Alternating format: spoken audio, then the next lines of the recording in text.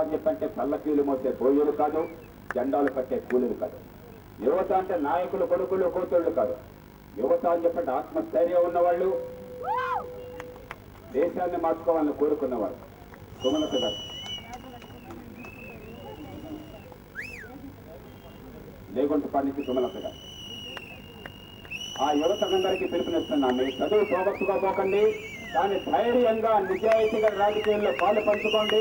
పల్లకీలు మోసే బోయిలుగా కాదు, జెండాలు పట్టే కూలీలుగా కాదు, వ్యవస్థను మార్చి వీర యోధుల్లాగా, నూతన స్వతంత్ర పోరాటంలో స్వతంత్ర సమర యోధుల్లాగా రేపు పొద్దున దేశాన్ని మార్చుకుని భవిష్యత్తును శాసించేటువంటి యోధాన యోధులుగా మీరంతా కలిసమ్మని చెప్పిన మరోసారి మమ్మల్ని పిలుపునిస్తూ,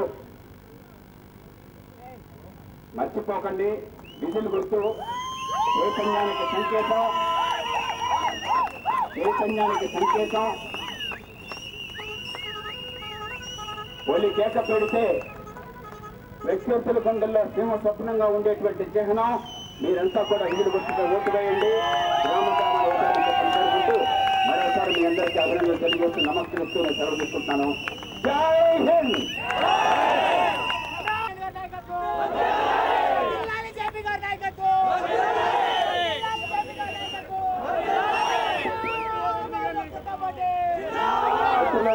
జయప్రకాష్ గారు ఇనమడుగు గ్రామానికి ఇప్పుడు బయలుదేరుతారు. సొంత లాభాన్ని కొంత మానుకుని త్యాగం చేసి సమాజంలో 10 మందికి మార్గం చూపెట్టడం. ఈ జిల్లాలోనే పొట్టి శ్రీరాములు గారు కేవలం ఈ తెలుగు ప్రజల కోసం ఒక రాష్ట్రం ఏర్పడాలి, తెలుగు తల్లికి గుర్తింపు ఉండాలని చెప్పన్న కోరికతో ఆయన ఆత్మత్యాగానికి సిద్ధపడ్డాడు. ఆయనకేం పెద్దగా ఆస్తులు లేవు, ఆయన గొప్ప నాయకుడు కాదు, ఆయన తర్వాత కొడుకులు రాజ్యం అవ్వాలని చెప్పని పని చేయాలి అని ప్రాణాలే పోగొట్టుకున్నారు. ఈ పక్క జిల్లాలో, ప్రకాశం జిల్లాలో అక్కడ పుట్టి ఆ తర్వాత తూర్పుగోదావరి జిల్లాలో రాజమండ్రిలో చదువుకుని చెన్నపట్నంలో గొప్ప పేరు తెచ్చినటువంటి మహనీయుడు ప్రకాశం పంతులు గారు ఉన్నారు. ప్రకాశం పంతులు గారి ఆదాయం 100 ఏళ్ల క్రితం నెలకి ₹1,00,000 నిజాయితీగా ఒక గొప్ప లాయర్. అంత ఆదాయాన్ని 100 ఏళ్ల క్రితం నెలకి ఎంత అవుతుంది? ఎనమడు గ్రామంలో ఎవరు చెప్తారు? 100 ఏళ్ల క్రితం నెలకు 1,00,000 అంటే ఇవాళ రేటు ప్రకారం ఎంత ఉంటుంది దాని విలువ? ఒక కోటి 2 కోట్లు ఉంటుంది, అవునా? 100 ఏళ్ల క్రితం ఆయనకి స్వచ్ఛందంగా నిజాయితీగా వచ్చే ఆదాయం ఇవాళ డబ్బులో ₹1,00,000 ఉంటే నెలకి దాన్ని వదిలిపెట్టుకుని ఆయన రాజకీయం అంటే త్యాగంగా భావించి రాజకీయంలోకి వెళ్ళాడు. ఆయనకి పదవులకేం పదవలేదు. 2 సార్లు ఆయన ముఖ్యమంత్రి అయినాడు. అవిభాక్త మెడ్రాస్ రాష్ట్రానికి ముఖ్యమంత్రి, తరువాత ఆంధ్ర రాష్ట్రానికి తొలి ముఖ్యమంత్రి. మనకి ఇవాళ ఓ ప్రకాశం పంతుల వారసత్వానికి, ఓ పొట్టి శ్రీరాములు త్యాగానికి, నిజాయితీ రాజకీయానికి మనకు అర్హత ఉందని మనం తెలుసుకోవాలి. ఈ ఎన్నికల వల్ల ఏ ప్రభుత్వం మారదు, ఏ విధానాలు మారవు. ఈ ఎన్నికల్లో ఇంతెందుకు ఖర్చు పెడుతున్నారు అని చెప్పంటే 2014 ఎన్నికల్లో ఎవరు బాగా వేయాలో ఒక ప్రభావం చూపెట్టచ్చు, మాకంటే మాకు వెలుపని చూపెట్టచ్చు, లేకపోతే మేము పడిపోవట్లేదని చూపెట్టుకోవచ్చని చెప్పని కోరుకోద్ది తప్ప దీనివల్ల మారేదేం లేదు. కానీ మరి లోక్సత్తా ఎందుకు పోటీ చేస్తుంది? ఏమీ పెద్దగా మారని ఎన్నిక కదా. 2009 ఎన్నికల్లో లోక్సత్తాకి రాష్ట్ర ప్రజలు ఇచ్చింది కేవలం 2% ఓట్లు. లోక్సత్తాకి రాష్ట్ర ప్రజలు ఇచ్చింది కేవలం ఒకే ఒక్క సీటు రాష్ట్ర శాసనసభలో. ఒక్క సీట్ అయినా కూడా పదిలంగా మేము గుండెల్లో పెట్టుకున్నాం. ఎందుకంటే ₹1 కూడా డబ్బు పంచకుండా, ఒక్క చుక్క సారా కూడా సాగించకుండా ఈ దేశంలో ఒక శాసనసభ్యుడు ఎన్నికలని చెప్పి రుజువు చేసిన మొట్టమొదటి ఎన్నిక 30 ఏళ్ల తర్వాత ఈ రాష్ట్రంలో కూకట్పల్లి జరిగింది. దాంతో మేము సంబరపడలా. మీరిచ్చిన ప్రతి ఓటుకి 10 రెట్లు విలువనిచ్చిన ఏకైక పార్టీ లోక్సత్తా. మిగతా పార్టీలు ఓట్లు ఇచ్చిన సీట్లు ఇచ్చినాయి. ఏం చూపెడుతున్నారు ఆ సీట్లతో? ఏం చేస్తున్నారు ఆ ఓట్లతో? మన పరువు తీయడం తప్ప, ఈ దేశాన్ని దోచుకోవడం తప్ప వారు మనకి ఏమైనా చేస్తున్నారా? లోక్సత్తా గుండె మీద చేసి చెప్పగలుగుతుంది. మీ ఓటుకి విలువనిచ్చేటువంటి ఏకైక పార్టీ లోక్సత్తా. ప్రతి ఓటుకి 10 రెట్ల విలువనిచ్చి ప్రజల ప్రయోజనాలను కాపాడడం కోసం పోరాడుతున్నటువంటి ఉద్యమం లోక్సత్తా. ఒకే ఒక్క సీటున్నా కూడా 50 సీట్లకి సమానంగా శాసనసభలో పోరాడుతూ ప్రజలంశాన్ని నిజాయితీగా చేపడుతూ రాజీ లేకుండా జనహితం కోసం పోరాడుతున్న పార్టీ లోక్సత్తా. కొందరు నన్ను అంటుంటారు అప్పుడప్పుడు, సార్ వీళ్ళంతా 100 కోట్లు ఖర్చు పెడతారు, ఏదో రకంగా జనాన్ని మోసం చేసి సీట్లు తెచ్చుకుంటారు, వాళ్ళ ముందు మీరైనా ఎక్కువ వస్తారు సార్ అని చెప్పాను. గుర్తుంచుకోండి, ఎప్పుడు కూడా 1 man with conviction is a majority.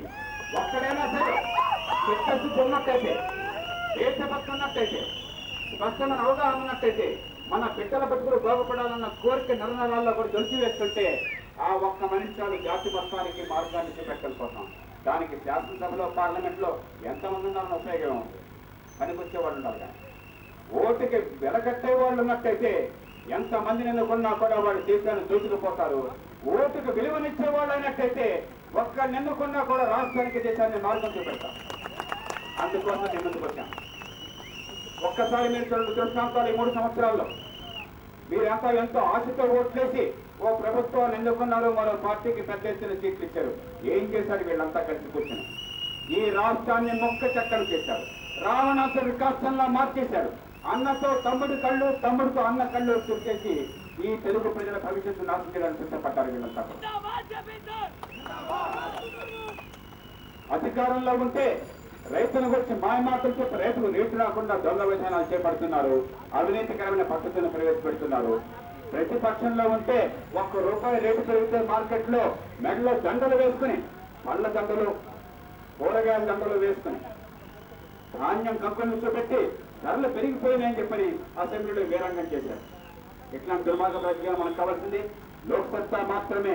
రైతుకి ఖచ్చితంగా లాభసాటి ధర రావాలి, రైతు ఎక్కడైనా అమ్ముకునే స్వేచ్ఛ ఉండాలి. ఈ రాష్ట్రంలో కానీ దేశంలో మరెక్కడైనా కానీ ఎగుమతులకు అవకాశం ఉంటే, బయట రేటు బాగుంటే ఈ ఆంక్షలు లేకుండా ఎగుమతి చేయాలి. మన ధాన్యాన్ని ఎవరు అడ్డుకోకూడదు, మన పత్తికి ఎవరు అడ్డుపడకూడదు. రైతుకు రేటు రావడం రైతు జన్మ హక్కు, లాభసాటి వ్యవసాయం కావాలని చెప్పని గొంతెత్తి పోరాడి ఫలితాలను సాధిస్తున్నది కేవలం లోక్సత్తా మాత్రమే దేశంలో.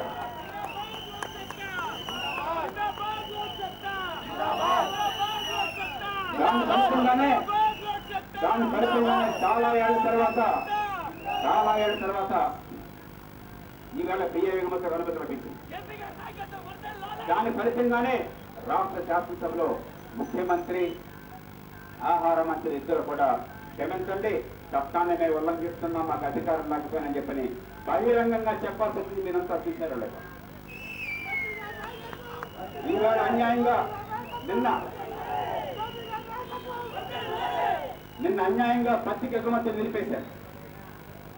ఏడాది క్రితం ఇట్లాగే పత్తికి ఎగుమతులు ఆపేయమని చెప్పని పక్కనే ఉన్న తమిళనాడు ముఖ్యమంత్రి కరుణానిధి పోరాడితే అబద్ధాలని హెచ్చరించి ఎగుమతులను కొనసాగించింది కారణం కేవలం లోక్సత్తా కొంచెత్తుల కారణంగా చేసిన పోరాటం కారణంగా ఇప్పుడు ఎగుమతుల్ని ఖచ్చితంగా కొనసాగించి తీరవలసిందే.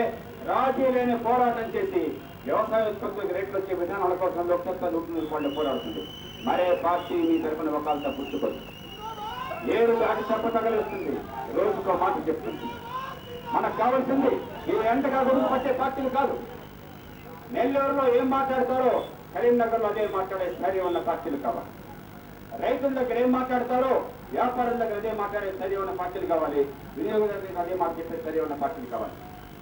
ఎక్కడ ఓట్ల కోసం అక్కడ రంగులు మార్చే పార్టీలు, ఊసరవెల్లి లాంటి పార్టీలు, రోజుకు అబద్ధం చెప్పే పార్టీలు, ప్రజల ఓటుకి వెలగట్టే పార్టీలు దేశానికి కావాల్సింది. నిజాయితీగా ఈ భవిష్యత్తు చూపెట్టే పార్టీలు కావాలి. మద్యాన్ని చూడండి, ఈ నెల్లూరు జిల్లాలోనే, పొట్టి శ్రీరాములు జిల్లాలోనే 1993-94లో తూపుగుంటలో రోసమ్మ గారు మిగతా వాళ్ళు కూడా మద్యానికి వ్యతిరేకంగా సమరసంఘాన్ని పూరించారు. 18 ఏళ్ల తర్వాత చూడండి, 22,000 కోట్ల రూపాయలు ఇవాళ బ్రాంతి సాగించి ఈ పార్టీ ఆ పార్టీ తేడా లేకుండా అందరూ కూడా ఈ వ్యాపారంలో, ఈ లంచాల్లో మిలాఖత్ అయిపోయి అదే పనిగా డబ్బులు దండుకున్నాం. ఇటీవల మద్యం ముడుపుల విషయం చూస్తే ఒక్క లోక్సత్తాని మినహాయించి ప్రతి పార్టీ నాయకుడు చోటా నుంచి మోటా దాకా దానిలో ముడుపులు మింగి ఈ ప్రజలందరికీ విషాన్ని మిగిల్చారు. మంచినీళ్లు దొరికిన గ్రామాలు ఉన్నాయి కానీ మద్యం అందుబాటులో లేని గ్రామాలు లేవు. ఇప్పుడు కూడా ఇనమడుగు సెంటర్కి వెళ్తే అక్కడ ఆయన లోక్సత్తాకి అభిమానులు చెప్తున్నాడు, ఓటేస్తానంటున్నాడు. కానీ కాలికని చెప్తున్నాడు. ఈ ప్రజల్ని మద్యానికి వ్యవస్థలు చేసి, మత్తుకి బానిసలను చేసి, పేదరికాన్ని కొనసాగించి ఈ పేదల నెత్తి మీదకెక్కి మొత్తం గడిపినటువంటి పార్టీలను పెట్టాలని చెప్పదు. లోక్సత్తా అందుకే పోరాడుతుంది, రాజీ లేకుండా. ఈ మహిళలకి, ఈ గ్రామీణ కుటుంబాలకి మద్యం నుంచి విముక్తి కావాలి. కొన్ని వేల కోట్ల రూపాయల ఆదాయం పోయినా సరే పేదలకి, గ్రామీణులకి మద్యం అందకుండా చేయాలి. మన బిడ్డల భవిష్యత్తును కాపాడుకోవాలి. మద్యాన్ని ఆదాయ మార్గంగా భావించకూడదు. ఈ ఆమ్యామ్యాలు అంతం కావాలి అని 100% పోరాడుతున్న ఏకైక పార్టీ, ఏకైక ఉద్యమం లోక్సత్తా. మీరు వేసే ప్రతి ఓటు అందుకు ఓటమిస్తుంది. రైతులకు రేట్లు కావాలన్నా, మద్యాన్ని అదుపు చేయాలన్నా. అవినీతి సంగతి చూడండి. ఈవేళ 30 కోట్లు ఖర్చు పెడుతున్నారు అంటే 300 కోట్లు ఫినాన్సామం చేశారు. నెల్లూరు జిల్లాలో తడ నుంచి పశ్చిమ గోదావరి జిల్లా దాకా 400 కిలోమీటర్ల పాటు తీర ప్రాంతాన్ని ప్రైవేటు వ్యాపారస్తులకు తాకట్టు పెట్టారు. ప్రపంచంలో ఎక్కడ లేనట్టుగా.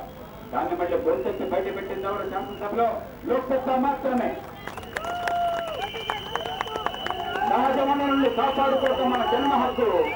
ఈ సహజ వనరుల్ని, మన వనరుల్ని, ఈ జాతి వనరుల్ని, ఈ బిడ్డల భవిష్యత్తు కోసం పనికొచ్చే వనరుల్ని వాళ్ళ సొంత సంపాదనలాగా, వాళ్ళ తండ్రిలో తాతలో వాడికి ఇచ్చిన ముళ్ళలాగా వాడిని తినేసి మన జీవితాన్ని నరకం చేస్తున్నారు. ఆ సహజ వనరులను కాపాడి జాతి సంపదను పెంచే శక్తి ఒక లోక్సత్తాకి మాత్రమే ఉన్నది. లోక్సత్తాకి గొంతునివ్వండి. మీరిచ్చే ప్రతి ఓటుకి 1 కోటి రూపాయలు ఈ రాష్ట్రానికి ఆదా చేస్తున్నారు.